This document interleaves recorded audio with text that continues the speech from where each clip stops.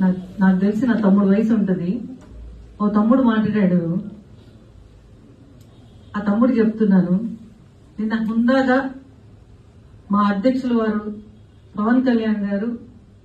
Telugu Desam party అధ్యక్షులు శ్రీ మాన్య చంద్రబాబు నాయుడు గారు కలిసి వెళ్లి చీఫ్ ఎలక్షన్ కి ఒక వినతి పత్రం ఇచ్చి దొంగ ఓట్ల మీద మాట్లాడితే గుమ్మడికాయల దొంగ అంటే భుజాలు తరుముకున్నట్టు వచ్చి వెంటనే ప్రెస్ మీట్ పెట్టి మీరు ఇలా మాట్లాడారు తాతగారు, నాకు చాలా బాధగా ఉంది అన్నాడు ఆ తమ్ముడు చెప్తున్న తమ్ముడు, గుమ్మడికాయల దొంగ అంటే ఎందుకు భుజాలు వచ్చింది, అక్కడ దొంగ ఓట్లు లేకపోతే నీ స్పందన ఎందుకు, అంత తొందరగా వచ్చి ప్రెస్ మీట్ పెట్టాల్సిన ఆవశ్యకత ఏంటి, అలాగే దొంగ ఓట్ల గురించి మాట్లాడేటప్పుడు అలాంటి దొంగ ఓట్లు ఉంటే చంద్రబాబు నాయుడు గారు కానీ పవన్ కళ్యాణ్ గారు కానీ మీరేం చెప్పాలి, దొంగ ఓట్లు ఉంటే దాన్ని నిర్మూలిస్తాము, నివారిస్తాము, మేము ఖచ్చితంగా వాటిని తీయడానికి ప్రయత్నిస్తామని ఒక నిజమైన నాయకుడు అయితే నువ్వు చెప్పిండాలి. నువ్వు ప్రెస్ మీట్ పెట్టి ఏం మాట్లాడావు, నేను ఆమరణ నిరాహార దీక్ష చేస్తా,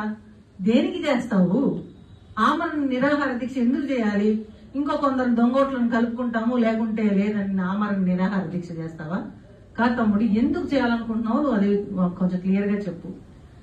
అలాగే దొంగ ఓట్ల మీద స్పందించే దొంగ ఓట్లు రెడీ చేసుకుందే మీరు, గత ఎలక్షన్ లో దొంగ ఓట్లే పునాదులు వేసుకొని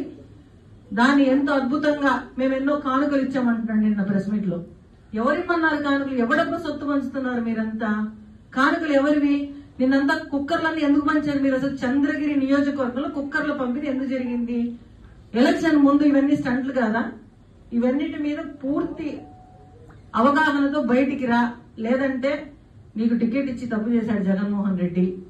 ఖచ్చితంగా చింతిస్తావని సందర్భంగా తెలియజేసుకుంటూ దీని మీద పూర్తి వివరణ